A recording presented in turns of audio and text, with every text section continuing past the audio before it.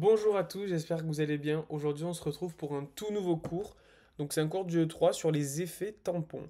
Alors, c'est un cours pas très dur, je pense, mais qui nécessite quand même quelques bases. Donc, on va tout rappeler, vous inquiétez pas, on va faire beaucoup d'introductions. On va vraiment rappeler toutes les notions de base pour pouvoir vraiment maîtriser ce cours parfaitement. Donc, c'est un peu un cours qui est dans un petit peu la continuité du cours sur l'équilibre acido-basique dans laquelle j'ai fait une vidéo justement, donc je vous invite à aller la voir. Donc voilà, c'est un peu la même chose, c'est vraiment deux cours qui sont vraiment liés. Là, on va parler de quelque chose qui est un peu différent, mais dans le fond, c'est un peu la même chose. Donc voilà, si jamais vous comprenez mal ce cours, je vous invite à aller voir l'autre et inversement. Voilà, donc c'est des cours qui se bossent un peu ensemble et on va tout revoir point par point. Donc, comme d'habitude, ça va se distinguer en deux parties. Dans la première partie, on va faire vraiment tout ce qui est rappel et on va vraiment poser les bases pour pouvoir comprendre la deuxième partie qui va être un peu plus technique. On va voir des graphiques, on va parler de données, on va être un peu plus dans les données chiffrées, on va comprendre un petit peu plus les mécanismes en détail. Mais dans la première partie, on va un petit peu définir au final tout ce qui est en rapport avec les effets tampons et on va tout se décortiquer calmement.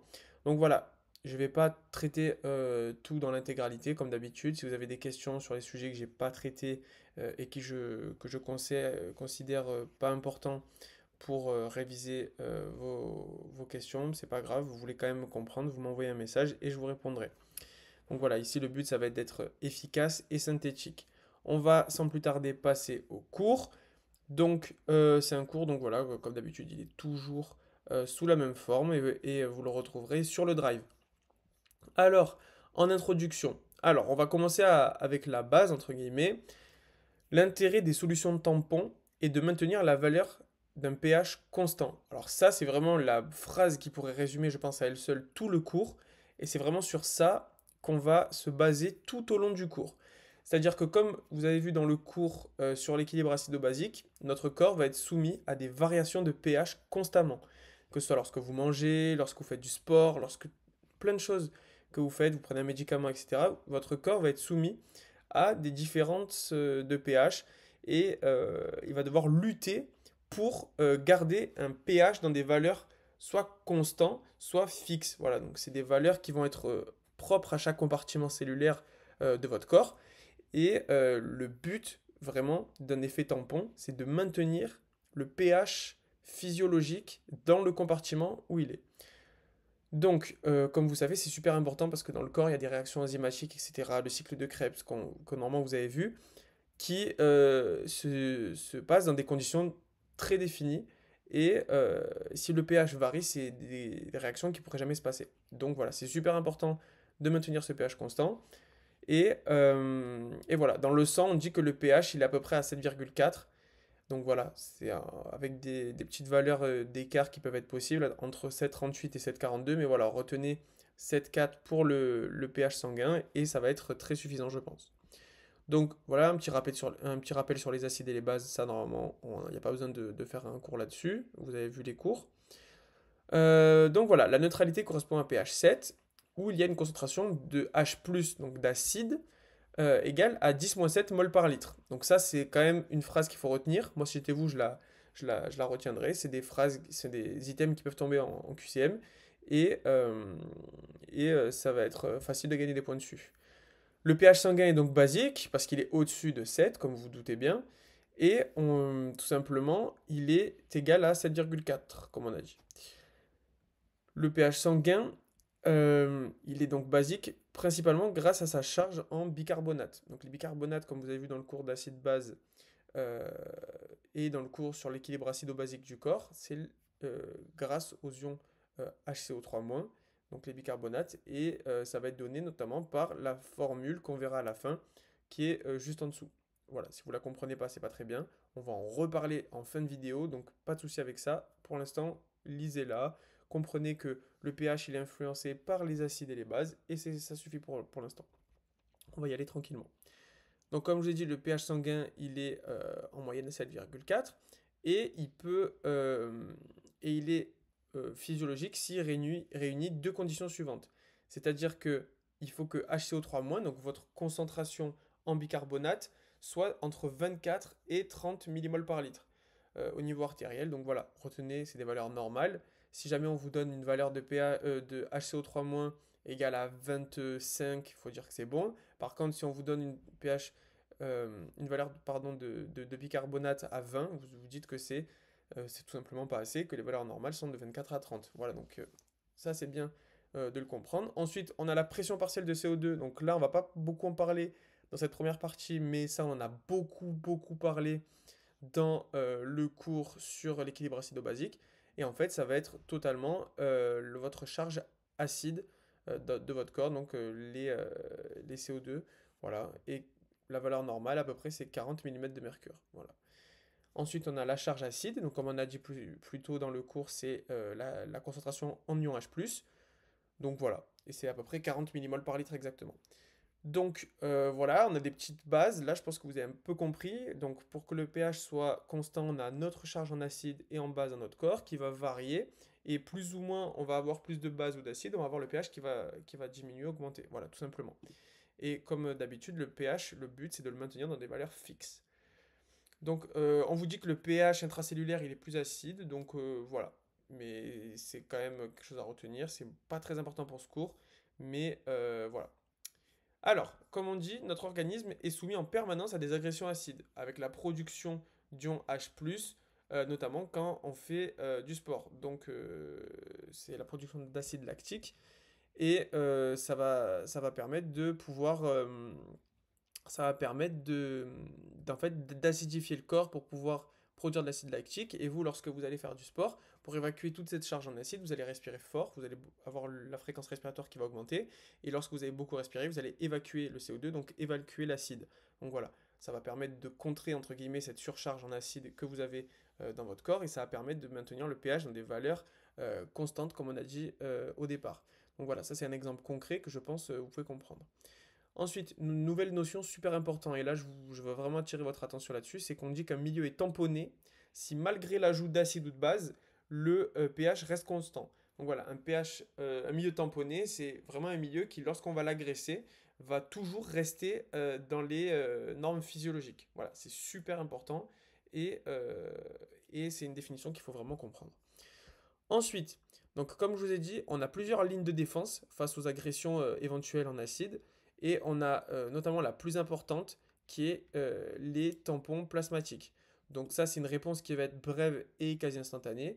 Donc ça, on va en reparler notamment dans la deuxième vidéo.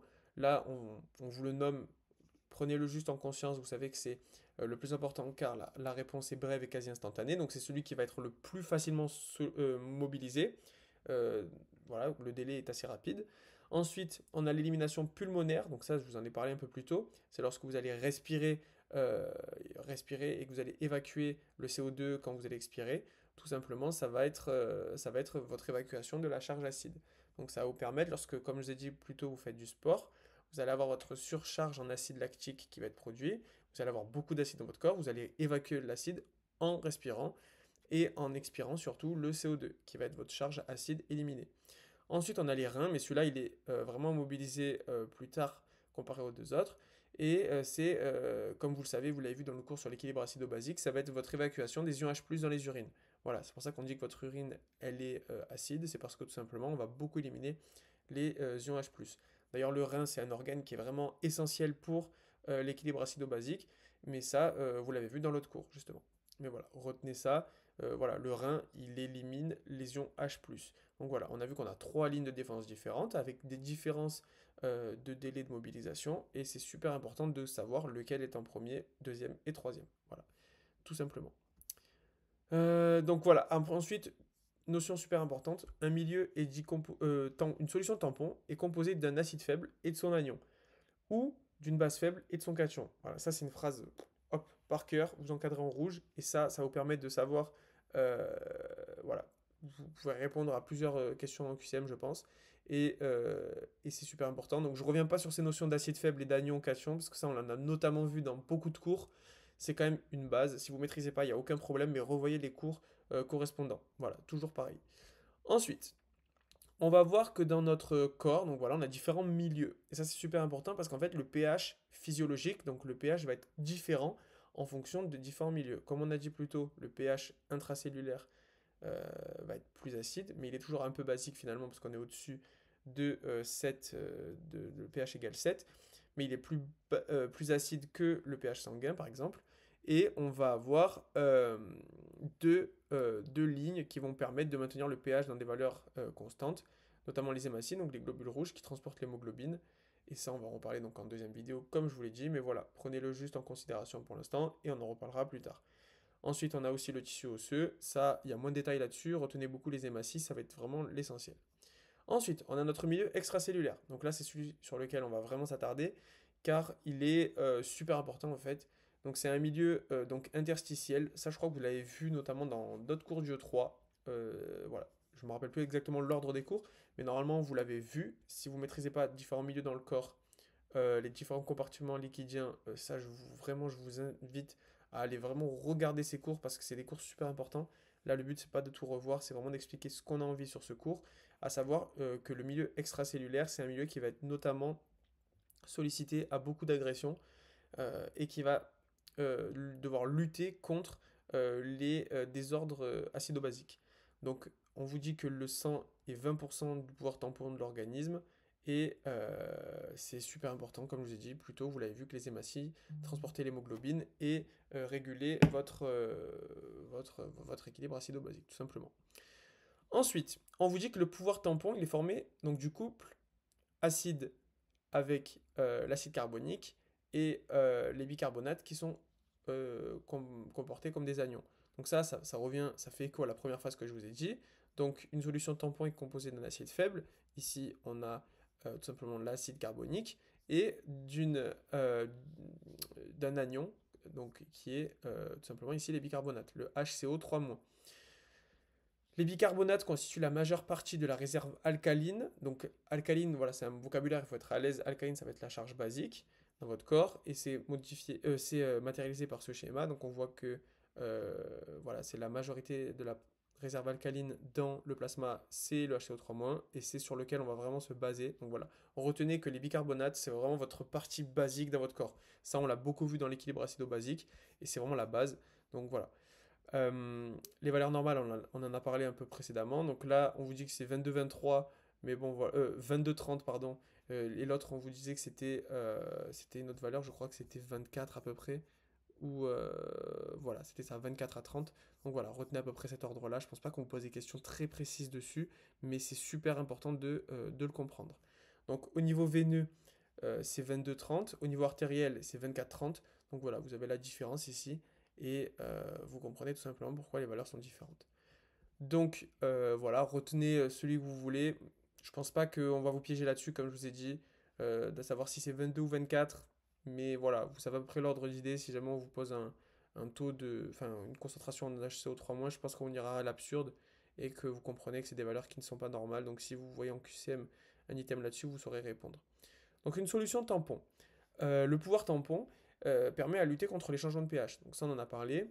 Et c'est matérialisé notamment par le couple H2CO3 et HCO3-. Donc là, on a des rappels sur le pKa, etc. Ça, je ne vais pas trop en parler là-dessus, parce qu'on en a beaucoup parlé. Mais voilà, retenez que le pKa, c'est le pH de demi-dissociation. Voilà. En vrai, c'est pas très important pour ce cours, mais c'est quand même très important de le maîtriser parce qu'on en a finalement parlé dans le cours sur les acides et les bases. Donc voilà, il faut quand même le maîtriser. Ensuite, on va parler de la fin, donc la fin de cette première partie. Et c'est un petit peu ce qu'on a parlé au tout début. Donc je vous ai dit qu'on allait en parler en fin de vidéo, on y arrive. Donc alors, le pH, comme je vous ai dit, vous avez votre pH qui est soit acide ou basique. Et en fait, il va être matérialisé par la concentration en acide et en base. Donc, tout simplement, vous avez votre acide faible, donc le H2CO3-, CO3, qui va être ici donc l'acide faible. Et on a la base, donc HCO3-, qui va être les bicarbonates. Et en fait, il faut voilà, retenir que le pH, c'est cette formule-là, en fait, pour calculer le pH de manière physiologique dans un compartiment. Et que du coup, vous allez pouvoir diviser la concentration de HCO3 sur le H2CO3 qui est l'acide faible.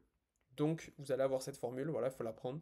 Et donc en fait cette formule, elle met bien en évidence le fait que vous avez donc les acides et les bases qui vont vraiment jouer un rôle dans la régulation du pH. Vous voyez que si on a le pH qui va augmenter, on va avoir les deux paramètres qui vont pouvoir évoluer en fonction. Donc, voilà, 6,1 correspond au pKa du bicarbonate. Donc, ça, voilà, ça c'est écrit au-dessus et c'est en dessous. Donc, voilà, ça je pense que vous avez compris. Et donc, la basicité du sang est due à l'excès de bicarbonate. Donc, voilà, au plus les bicarbonates augmentent, au plus on va avoir le pH qui va augmenter. Mais ça, je pense que vous avez compris depuis le début ce que je vous dis. Ensuite, donc de façon spontanée, l'acide carbonique réagit pour donner du gaz carbonique et de l'eau. Cette réaction est réversible, mais peut être accélérée jusqu'à 2000 fois par une enzyme, l'anhydrase carbonique. Et donc, voilà.